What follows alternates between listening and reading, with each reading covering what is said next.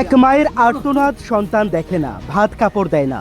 রাজ্যের বুকে গতকাল কাঠালিয়ার মাতামবাড়ি এলাকার এই হৃদয় বিদারক সংবাদটি প্রকাশের পর নড়েচড়ে বসে কাঠালিয়া অটোরিকশা শ্রমিক সংগঠনের নেতৃত্বরা। কারণ অভিযুক্ত মনোরঞ্জন পাল কাঠালিয়া বিএমএস সংঘের একজন সদস্য।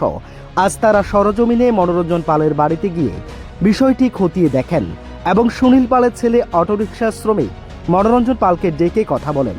কথা বলতে গিয়ে মনোরঞ্জন জানায়, তিনি বাবা মাকে খাওয়াতে রাজি থাকলেও সাংসারিক বিভিন্ন অশান্তিতে তারাই আলাদা বাড়িতে থাকেন।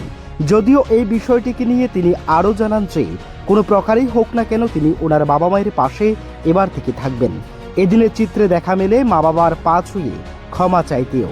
কাঠালিয়া অটোরিকশা বিএমএস সংগঠনের পক্ষ থেকে আজ মনোরঞ্জন পালের বাড়িতে উপস্থিত ছিলেন কাঠালিয়া অটোরিকশা বিএমএস সংঘের সভাপতি মানিক মজুমদার, সম্পাদক মিঠুন পাল সহ সহসভাপতি লিটন দে এবং আরও অনেকেই। একান্ত সাক্ষাৎকারে সহসভাপতি লিটন দে জানান, বিষয়টি তারা তীব্র নিন্দা জানিয়েছেন এবং আগামী দিনে মনোরঞ্জন পাল যদি ফের তার বাবা মায়ের সাথে এমন ধরনের আচরণ করেন তবে কাঠালিয়া অটোরিকশা বিএমএস এর পক্ষ থেকে তার বিরুদ্ধে কড়া পদক্ষেপ নেবেন। Report, Tripura TV.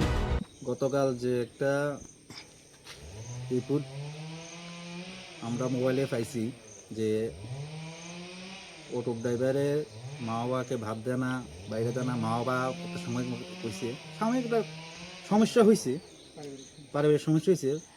তো এখন আমরা কাঠালিয়া অটো রিক্সা সংঘের পক্ষ থেকে আইছি, আইয়া দেখলাম ঘটনাটা, তো অন্তত দেখছি আসলে কিচ্ছু না। এখন শ্রমিকে তার মা বাবাকে ভাত খাওয়াইবো, সব কিছু ওকে আছে, আমরা সব তো করছি, সব ওকে আছে, কিন্তু উনি তো বয়স্ক মানুষ, উল্টা পাল্টা কইছে এই সংবাদ মাধ্যমে। এখন আইয়া যে সঠিকই আছে, সে মা বাবার ভাতও দেয়, সব ঠিকই আছে। আপনারা কোথা থেকে এসেছেন, মূলত কোন সংঘ থেকে বা কি? আমরা কাঠালিয়া অটো রিক্সা সংঘ থেকে এসেছি। আচ্ছা আচ্ছা, এই জায়গাটার নাম কি? এই জায়গার নাম হলো মাতামবাড়ি। আর যার বিরুদ্ধে অভিযোগ ওনার নাম কি?